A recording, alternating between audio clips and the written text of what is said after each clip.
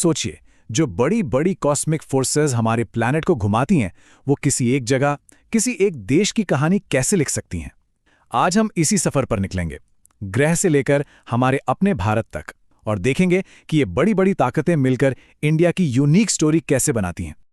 तो सवाल यही उठता है ना, कि आखिर ये जो पृथ्वी का घूमना है, उसका हल्का सा झुकाव है, और जो हवाओं का पूरा सिस्टम है, ये सब मिलकर भारत जैसे एक देश की, कह सकते हैं, किस्मत कैसे तय करते हैं।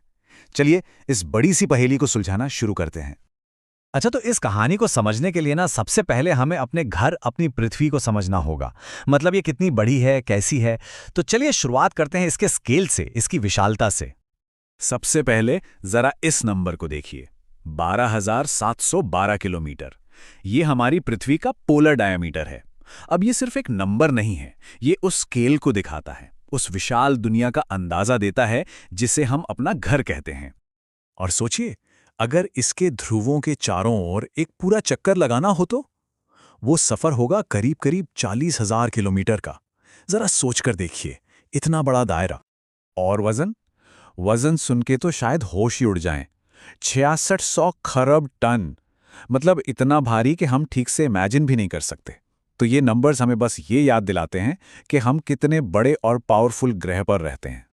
अब देखिए, पृथ्वी के दो बेसिक मोशंस हैं जो हमारी जिंदगी की पूरी रिदम तय करते हैं। पहला है रोटेशन, यानी अपनी ही एक्सिस पर घूमना, इसी से तो 24 घंटे में दिन और रात होते हैं। और दूसरा है रेवोल्यूशन, यानी सूरज के चारों ओर चक्कर लगाना, जो हमारे 365 दिन के साल को बनाता है। लेकिन असली खेल, असली जादू जो है ना, वो है पृथ्वी के 23.5 डिग्री के झुकाव में। जी हाँ, ये जो छोटा सा टिल्ट है, यही असल में हमारे मौसमों का इंजन है। इसी की वजह से गर्मी, सर्दी, वसंत सब आते हैं, क्योंकि इस झुकाव के कारण ही सूरज की रोशनी साल भर में धरती के अलग अलग हिस्सों पर अलग अलग एंगल से पड़ती है। ठीक है, तो अब हम पृथ्वी के बेसिक मूवमेंट्स को समझ गए हैं। अब सवाल यह है कि इतनी बड़ी पृथ्वी पर किसी जगह को लोकेट कैसे करते हैं, हम इसे नापते कैसे हैं। चलिए अब इसे देखते हैं। तो सबसे पहले आती हैं लैटिट्यूड लाइंस, यानी अक्षांश रेखाएं। इनको आप ऐसे समझिए कि ये इक्वेटर यानी भूमध्य रेखा के पैरेलल चलने वाली लेटी हुई काल्पनिक रेखाएं हैं। ये हमें बताती हैं कि कोई भी जगह इक्वेटर से नॉर्थ में है या साउथ में, और कितनी दूर है। और फिर हैं लॉन्गिट्यूड लाइंस, यानी देशांतर रेखाएं। ये नॉर्थ पोल से साउथ पोल तक जाने वाली खड़ी रेखाएं हैं, और ये हमें बताती हैं कि कोई जगह प्राइम मेरिडियन से ईस्ट में है या वेस्ट में। तो ये लैटिट्यूड और लॉन्गिट्यूड मिलकर एक तरह से पृथ्वी का अपना नेचुरल जीपीएस सिस्टम बना देते हैं। और मजे की बात यह है कि ये ग्रिड सिर्फ एड्रेस बताने के काम नहीं आता, ये असल में क्लाइमेट का भी एक मैप है। ये जो लैटिट्यूड लाइंस है ना, ये पृथ्वी को मोटे तौर पर 3 मेन क्लाइमेट जोन्स में बांट देती हैं। इक्वेटर के पास वाला हिस्सा गर्म यानी ट्रॉपिकल जोन, बीच का हिस्सा मॉडरेट यानी टेम्परेट जोन, और पोल्स के पास वाला एकदम ठंडा फ्रिजिड जोन। चलिए अब आगे बढ़ते हैं और बात करते हैं पृथ्वी के एक बहुत बड़े हीट इंजन की, यानी हमारे ग्लोबल विंड सिस्टम की। ये पूरा का पूरा सिस्टम सूरज की एनर्जी से चलता है। अब देखिए, हवा चलती कैसे है। इसका कंसेप्ट बहुत सिंपल है। सूरज जो है वो पृथ्वी को एक जैसा गर्म नहीं करता, कहीं ज्यादा कहीं कम। जहां ज्यादा गर्मी होती है वहां हवा गर्म होकर ऊपर उठती है और लो प्रेशर बन जाता है। जहां ठंडक होती है वहां ठंडी हवा भारी होकर नीचे बैठती है और हाई प्रेशर बन जाता है। और बस हवा हमेशा हाई प्रेशर से लो प्रेशर की तरफ भागती है। इसी को हम पवन या विंड कहते हैं। लेकिन कहानी में एक ट्विस्ट है, क्योंकि हमारी पृथ्वी घूम रही है, ये हवा सीधी नहीं बहती, ये मुड़ जाती है, डिफ्लेक्ट हो जाती है। इसी को कोरियोलिस इफेक्ट कहते हैं, और यही इफेक्ट है जो इन हवाओं को एक ग्लोबल पैटर्न में, एक सिस्टम में बांध देता है। और कुछ हवाओं के नाम तो भाई उनकी तरह ही तूफानी हैं, खासतौर पे सदर्न हेमिस्फीयर में।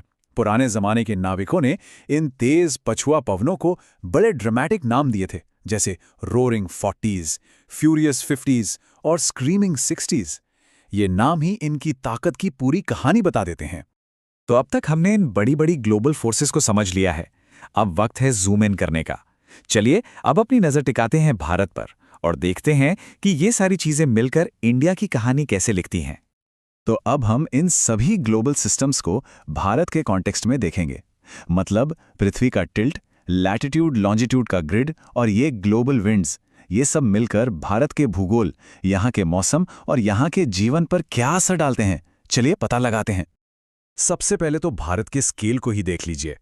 उत्तर में कश्मीर से लेकर दक्षिण में कन्याकुमारी तक इसकी लंबाई है 3214 किलोमीटर। मतलब एक बहुत ही विशाल और डाइवर्सिटी से भरा देश। और यहाँ एक बहुत इंपॉर्टेंट पॉइंट आता है, जो ट्रॉपिक ऑफ कैंसर है, यानी कर्क रेखा, वो भारत के लगभग बीच से गुजरती है। अब इसका मतलब क्या हुआ? इसका मतलब ये हुआ कि भारत का दक्षिणी हिस्सा गर्म ट्रॉपिकल जोन में आता है और उत्तरी हिस्सा मॉडरेट टेम्परेट जोन में। यही वो चीज़ है जो भारत के क्लाइमेट में इतनी ज़्यादा वैरायटी लाती है। और अब बात करते हैं उस चीज़ की जो भारत के क्लाइमेट की जान है, उसकी आत्मा है, यानी मॉनसून। देखिए, मॉनसून का मतलब सिर्फ बारिश नहीं होता। असल में ये हवाओं का एक बहुत बड़ा सीजनल रिवर्सल है। मतलब हवाएं अपनी दिशा बदल लेती हैं।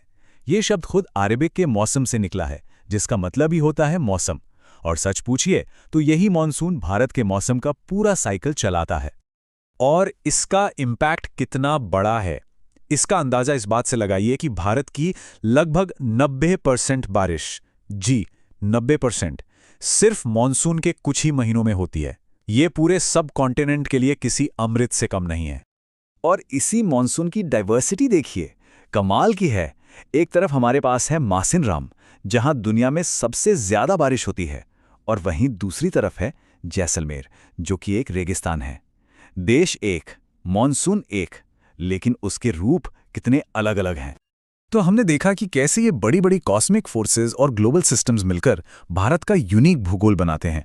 लेकिन अंत में एक बड़ा सवाल खड़ा होता है, ये जो इतना कॉम्प्लेक्स सिस्टम है, ये आज की बदलती हुई दुनिया में, बदलते क्लाइमेट में कैसे रिस्पॉन्ड करेगा? ये एक ऐसा सवाल है जिसका जवाब शायद हम सबको मिलकर खोजना होगा।